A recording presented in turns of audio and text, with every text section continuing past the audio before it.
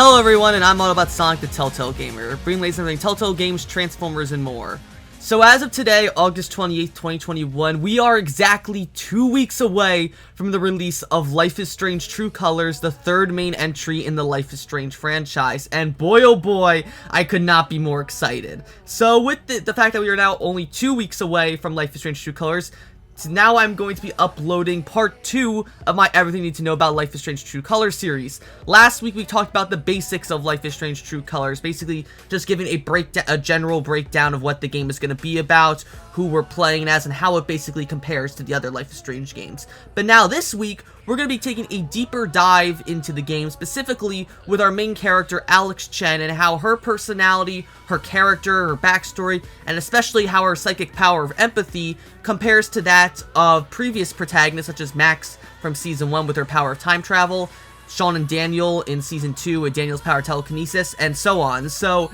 if you're excited as I am to find out more about Alex, be sure to like, comment, and of course subscribe. Let's go ahead and jump right into it. Okay, so first off, we're gonna go ahead and before we jump into like any of the big stuff like Alex's power and all that, we're gonna just go and give a little description as to who exactly Alex Chen is. Now, most of this content, like where I'm getting all this information from, is from actually a video the Life is Strange official YouTube channel put out a few months ago called the Meet Alex trailer for Life is Strange True Colors. Of course, I'll be posting a link to that in the description below if you want to go ahead and give a look at that video in its full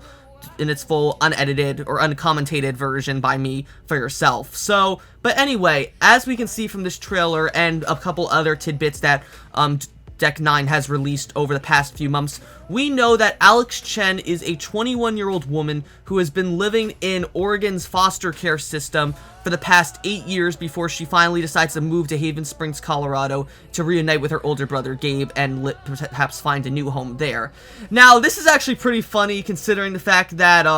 last week I mentioned that Life is Strange True Colors is breaking the mold of Life is Strange by having the main setting not be in the Pacific Northwest, but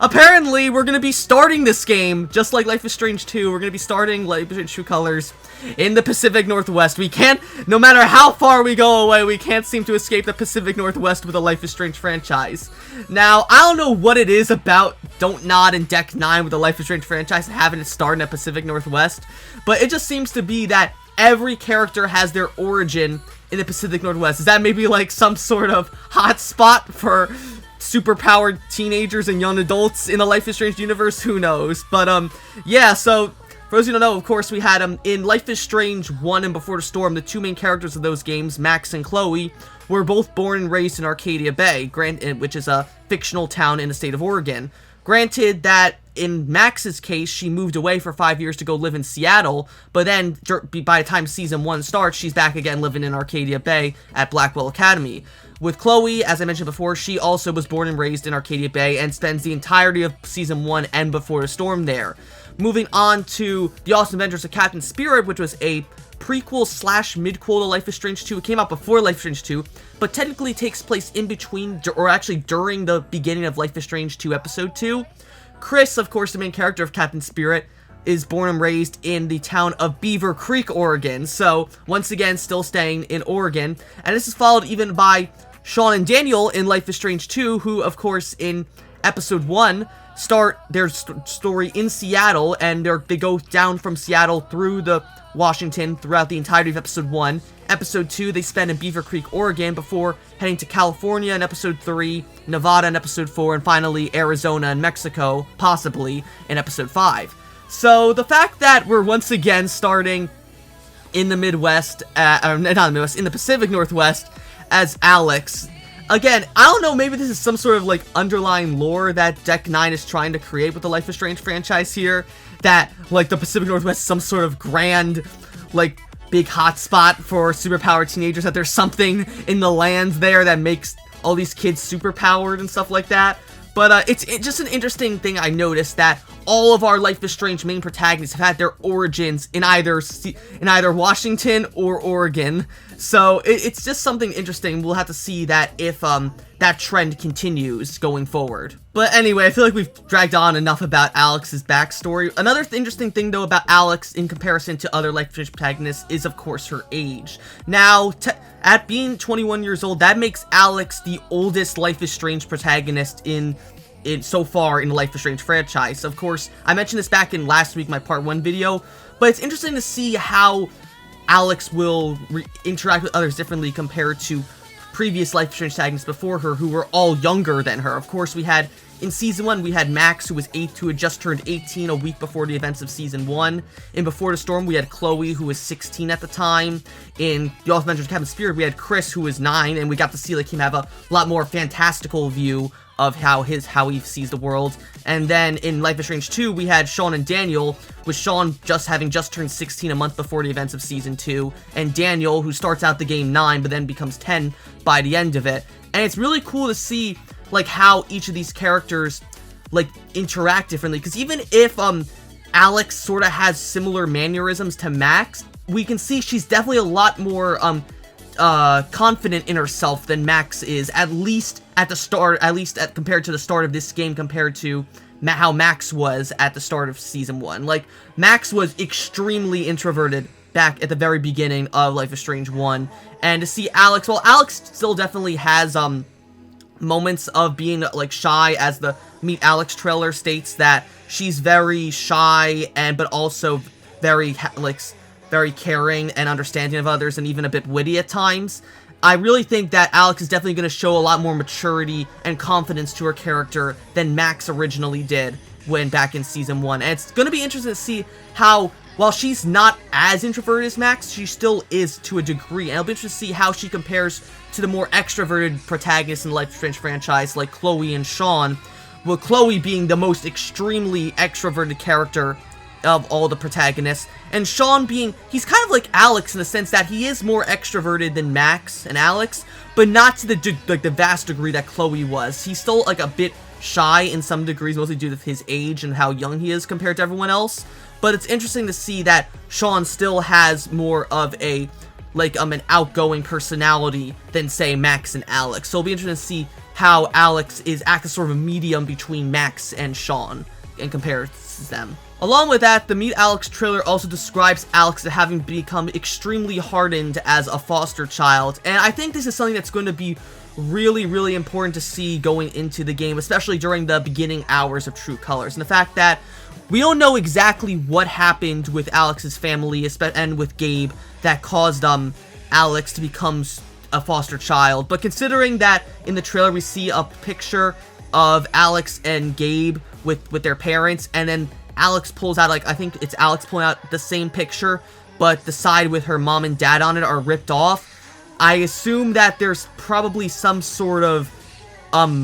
traumatic backstory with Alex's parents, that perhaps maybe the father or mother, maybe even both of them, were abusive towards Alex, and maybe Gabe did something to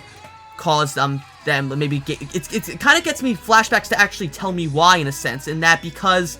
Tyler, so actually, spoiler alert for Tell Me Why, in case you haven't played it yet, the fact that Tyler takes the blame for his and Allison's mother's death so that Allison can lead a normal life, so therefore Tyler goes to the Fireweed Correctional Center for 10 years so he can become rehabilitated, even though he didn't do anything wrong, and it was Allison who in fact killed Marianne.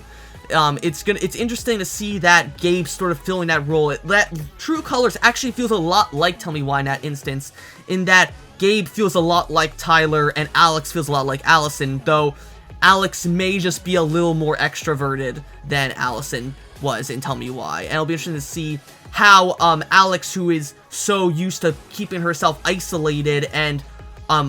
away from other people, see how she handles originally arriving to Haven Springs in the beginning of True Colors. I'm sure she'll eventually warm up to everyone as the game goes on, but I'm sure those first few hours playing as Alex are going to be really interesting to see how she reacts to all these new people welcoming her into this new town with her brother. Finally, I think the last good thing to talk about with Alex's personality is that Deck 9 describes Alex as an extremely, extremely selfless character, almost to the point where it's almost harmful to her, in that she's always willing to put others' emotions and needs before her own, oftentimes neglecting her own desires and needs in the process. I feel like this is important to bring up last because it ties in directly to what her power will be this season. So in Life is Strange True Colors, as I've stated before in my video last week, Alex's power compared to Max and Daniel's is interesting in the fact that her power is essentially that of empathy, and as an empath,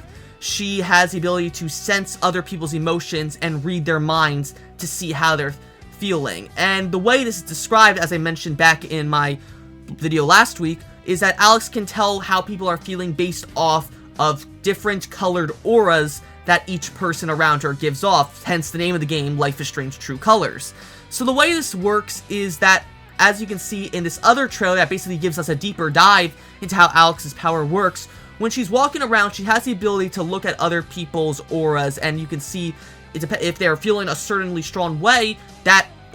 aura will be colored a certain way to match that emotion. So there are 4 main emotions in Life is Strange True Colors that are emphasized by the colors of the auras. Those are purple for fear, blue for sadness, red for anger, or yellow for joy. And again, I made this, I gotta bring it up again, that it's basically Inside Out, the video game. That's the one time I'm bringing up this video. I'm not gonna drag on it all the time. But yeah, the fact that Alex can sense how all these people feel is really, really interesting, and it's certainly very unique compared to how Daniel has power of telekinesis in Life is Strange 2, and Max had her power of time travel in Life is Strange 1. To go that even further, though, Alex also has the ability to further, manipulate how these people are feeling. So let's say she goes up to someone and reads, let's say she, in this video here, we go to her that she walks up to someone who is feeling particularly afraid of something. I'm not going to go into specifics in case you don't want to be spoiled by the game, but because this is a very minor spoiler as far as I'm aware. But as far as I know, she goes to talk to this person who is very afraid, and you can hear what he's saying internally in his head. And and knowing that now that Alex knows what that person is thinking about, she can confront that person about what he's thinking about, and basically gets new dialogue options. So this is very similar, in fact, to more so Max and Chloe's powers than Sean and Daniel had with Daniel's powers of telekinesis, and the fact that the power directly gives you more opportunities to do stuff with dialogue options. So in Life is Strange 1, for instance, the way Max's rewind power could be used to gather information is, let's say you talk to someone about something and they reveal a certain piece of information that would be useful if you knew it 10 seconds ago. So you get that information, you go back in time before they reveal that information, and then you say that information to them, and basically use that to get a better outcome in the conversation you're trying to have with this person. In Life is Strange Before the Storm, while technically not a supernatural power, Chloe had the ability to backtalk other people to try and get a better outcome in certain conversations. And the way this would work, especially the one that comes out to that I feel is the most thing to pick out, is in the very beginning of episode 1 when Chloe's trying to get into the Firewalk concert and she has to backtalk the bouncer into letting her in.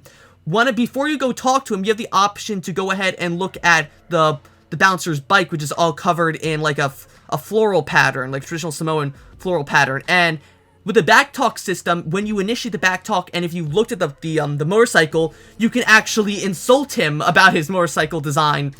because of the fact that you went and looked at it beforehand. So the fact that Deck 9 is bringing back sort of the additional dialogue that they introduced at backtalk through the empathy system, I think that's going to be really cool to see how Alex is able to get new information out of people by reading their minds and stuff. Oh, and also, one more thing I almost forgot to mention before while I was making this video. There's a really important thing that I want to be known before I get to the next point, and that is something concerning Alex's power. So, unlike every other protagonist in the Life is Strange franchise, Alex Chen is unique in the fact that she will have her power at the start of this game, which is something I was really, really not expecting them to do, Deck 9 to do with this. So, essentially, the whole thing is that Alex has had this power of empathy since her childhood. And we know that apparently this power had some reason as to why Alex is in foster care. And I think Gabe knows about it. We know eventually a few other people know about it too, most notably Steph and Ryan will also know about it. But it's interesting to note that Alex actually has this power when the game will start, because we've never had this before in a Life is Strange game. In Life is Strange 1, Max didn't unlock her power of time travel until she saw Chloe be killed by Nathan in the bathroom at the start of episode 1. with Daniel, he didn't unlock his power of telekinesis until watching his father get shot by the cop at the start of episode 1 of season 2. So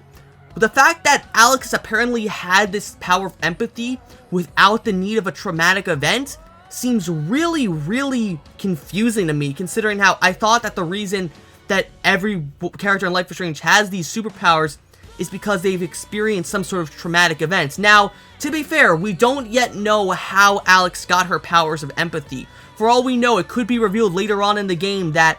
exactly just how did Alex end up with her powers of empathy. But considering the fact that it was never explained how Max or Daniel got their powers, I'm not holding out hope that it'll be explained how Alex got her powers or what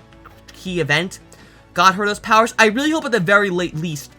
Alex will say in like a flashback or something how she got her power to sense other people's emotions.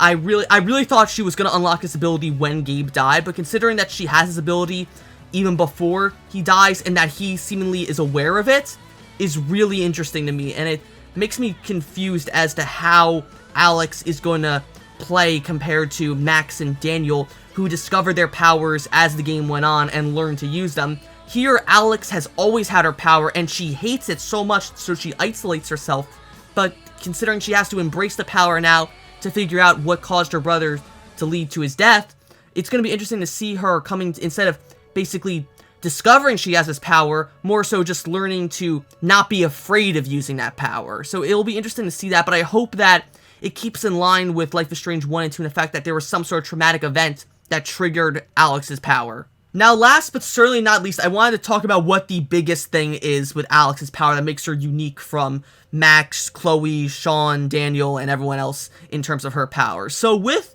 Alex's power, not only can she read other people's minds and emotions, she can also manipulate them to a degree. So as stated by Deck 9 developers in the Powers and Consequences trailer, sometimes Max is able to pick up on emotions that are really, really strong and give off a very, very bright aura. If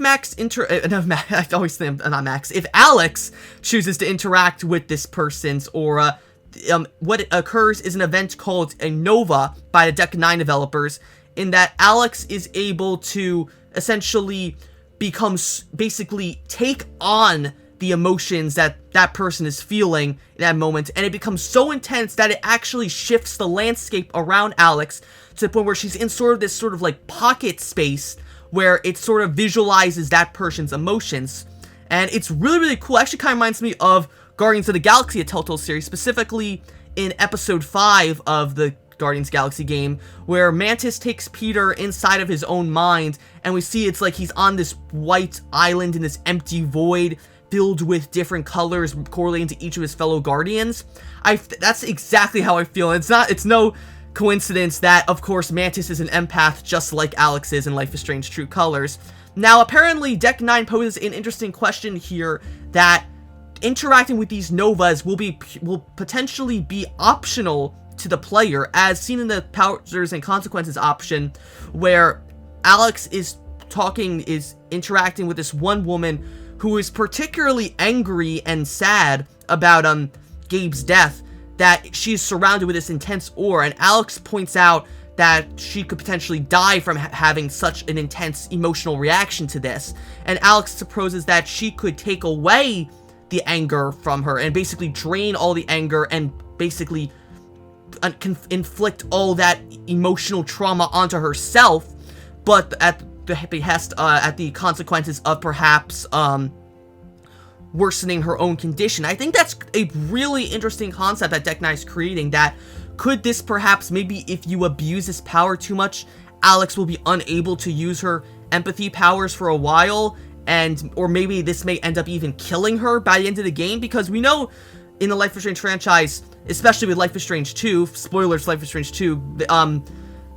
Don't Nod and Deck 9 are no strangers to determining characters in their games, especially Don't Nod with Life is Strange 2, where one of the 4 endings in the game could potentially end with Sean dying. So the fact that I wouldn't put it past Deck 9 if there is an ending in the game that results in Alex's death, if perhaps maybe you abuse her power of empathy too much, you take on too many Novas, and maybe the emotional strain just exhausts her physically and mentally and ends up killing her. That would be a horrible ending, but I wouldn't put it past Deck 9 if that would be the case. And that also ties into what I was saying earlier about how Alex is an extremely selfless person, often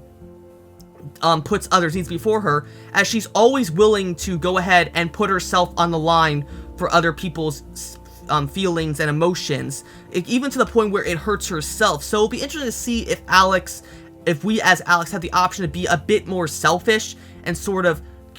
find a more healthy balance between helping out everyone with their emotions or making sure that we're doing okay as well, because I think that would be cool if we had to manage each one of them. Alright, and that was my deep dive into everything you need to know about Alex Chen and her power of empathy in Life is Strange True Colors. As I said before, we are 2 weeks away from the release of Life is Strange True Colors, so it will be released on September 10th, 2021 for Xbox One, Xbox Series X, PS4, PS5, Switch, PC, and Google Stadia. But this is not the end of me covering Life is Strange True Colors. Join me back sometime next week when we'll be doing the final video in my Everything to Know About Life is Strange True Colors series, where we'll be talking about the community of Haven Springs and our 3 other main characters of Gabe, Ryan, and Steph. If you're excited for that video as well as the launch of Life is Strange True Colors, be sure to like, comment, and of course subscribe, and I will see you guys later.